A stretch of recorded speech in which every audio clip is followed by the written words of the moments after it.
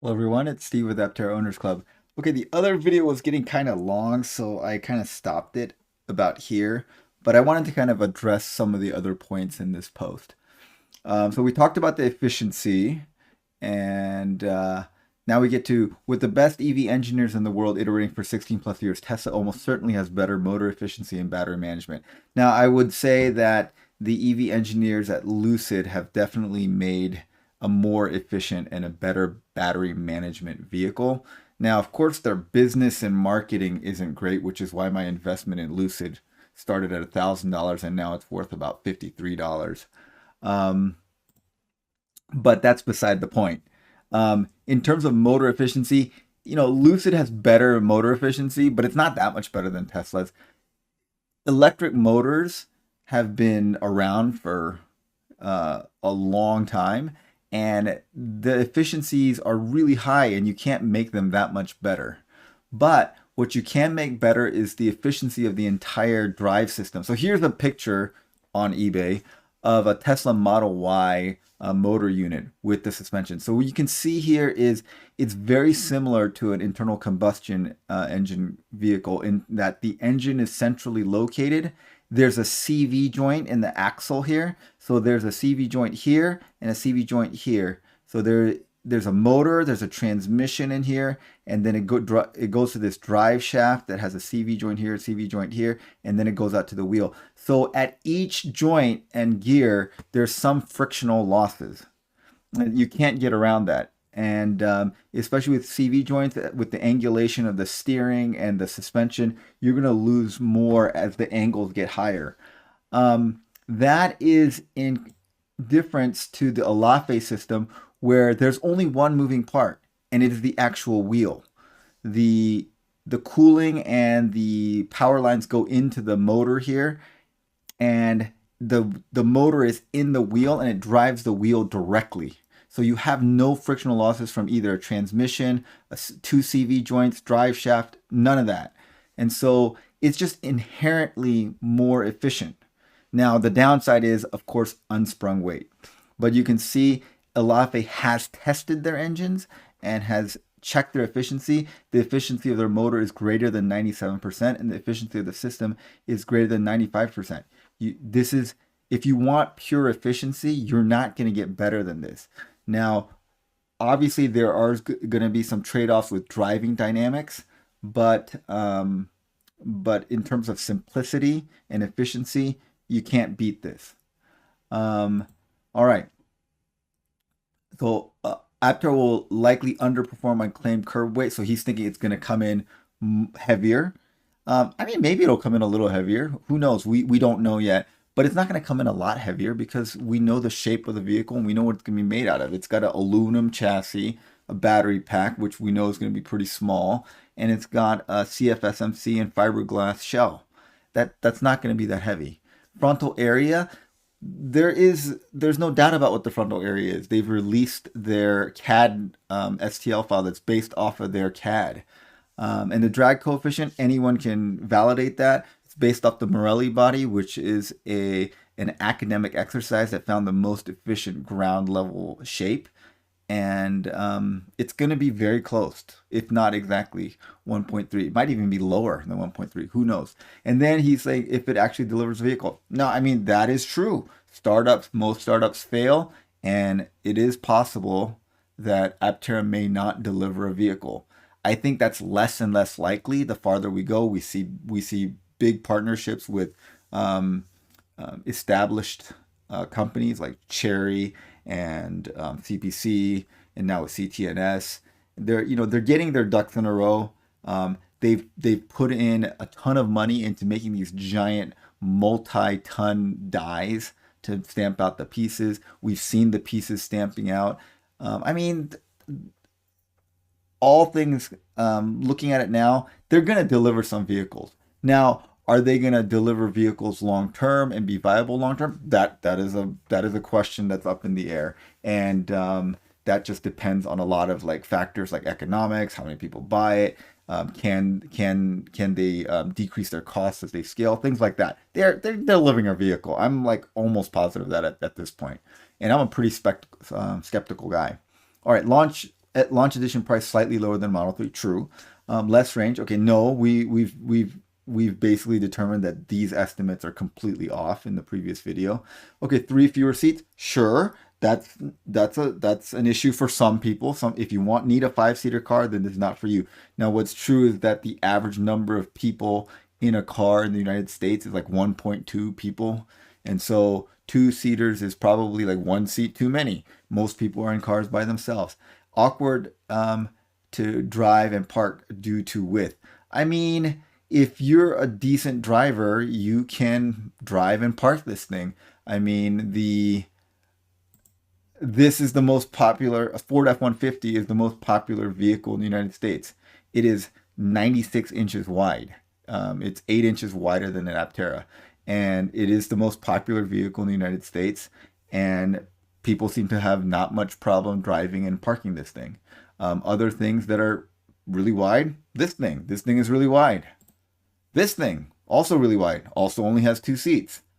This thing, wider than the Aptera, also only has 2 seats. So, for some people, 5 passengers really important. Other people, maybe not that important. It's a different paradigm. You can't assume that people buy cars for the same reason that you buy cars. There's all kinds of car buyers, vehicle buyers, and they all buy vehicles for different reasons.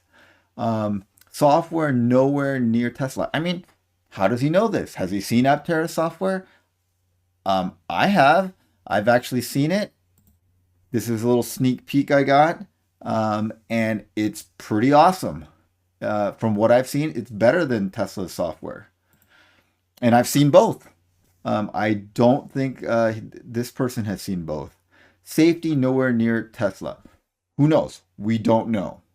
We know Tesla safety information. They're very good. We don't know Aptera's. Aptera's has not tested their safety yet. That is up in the air. So this is an unknown. Service nowhere close. Who knows? Maybe it'll be great. Maybe it'll be terrible. But what we do know is Aptera has right to repair.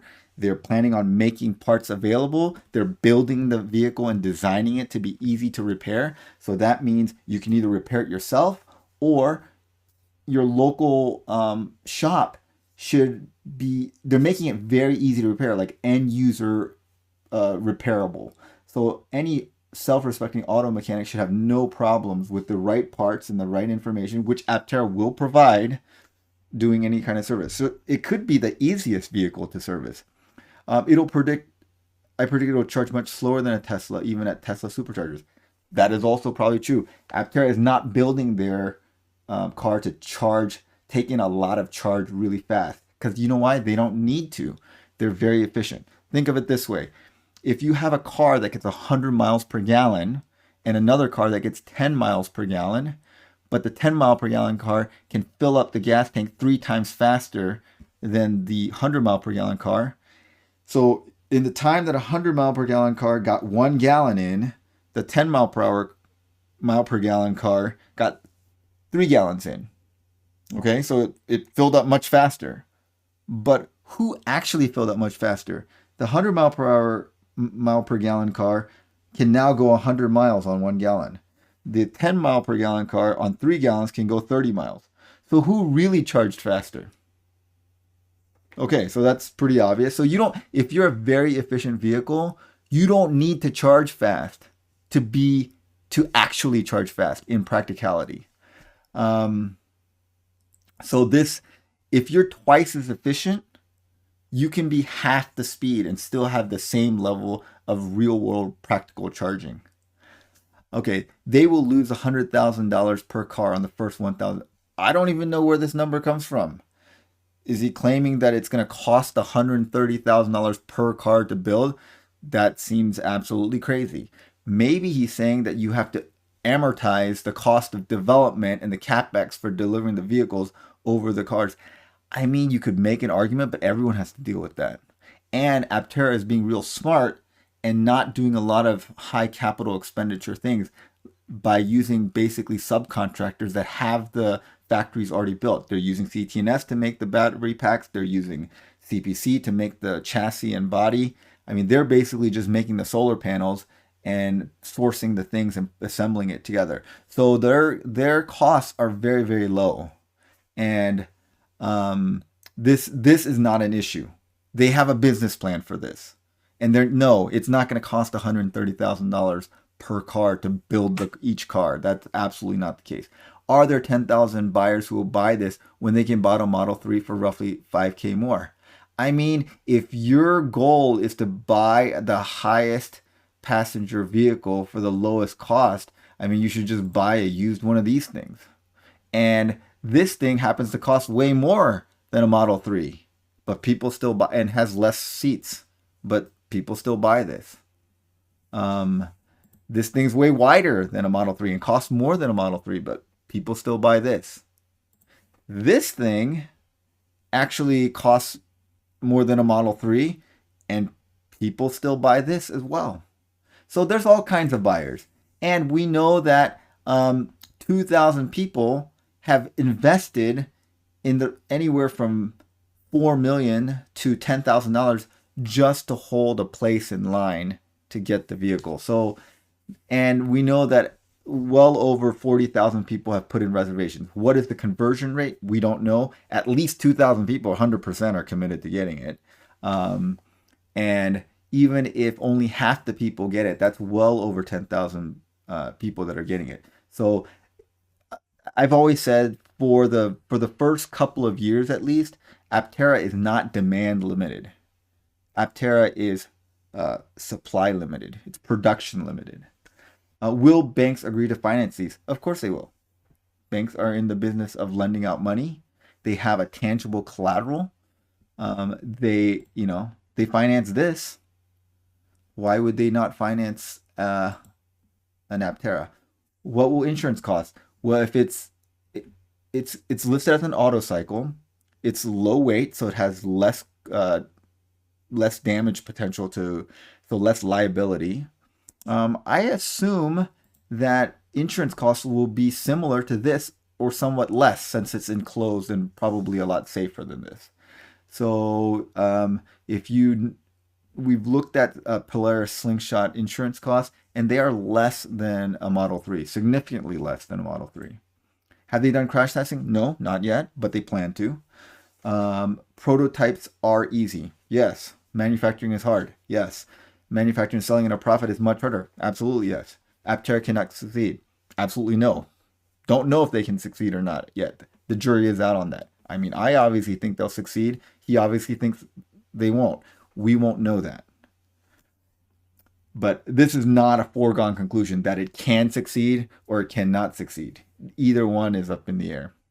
Okay, well, tell me your thoughts in the comments below, guys.